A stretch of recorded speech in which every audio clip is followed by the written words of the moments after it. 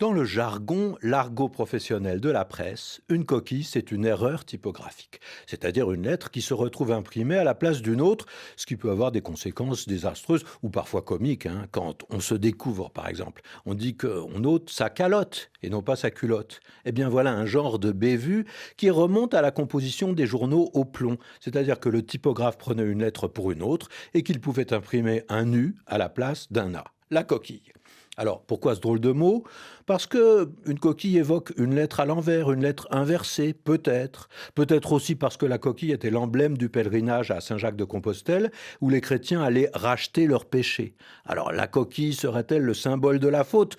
Pour être franc, on n'en sait trop rien, mais l'image est amusante. Alors attention, la coquille, elle a bon dos, hein. Lorsqu'un journaliste fait une faute d'orthographe, il peut toujours faire retomber l'erreur sur ceux qui ont composé l'article. Ah, c'est moins humiliant, on dit «Oh, c'est une coquille», hein. Et parfois, ça débouche sur un calembour, une approximation qui embarrasse, ou bien même révèle ce qu'on aurait voulu cacher, un petit peu comme un lapsus. Et il y en a de célèbres, hein. Jérôme Bonaparte, ancien roi de Westphalie, était au plus mal. Et comme cela arrive souvent dans ces cas-là, alors qu'on le croyait perdu, voilà que son état cesse d'empirer. Ce n'est pas qu'il guérisse, mais il reste aux portes de la mort, et la presse s'en réjouit.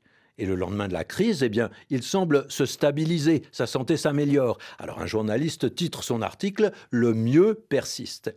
Et une coquille malheureuse fait lire aux abonnés du journal La Patrie «Le vieux persiste».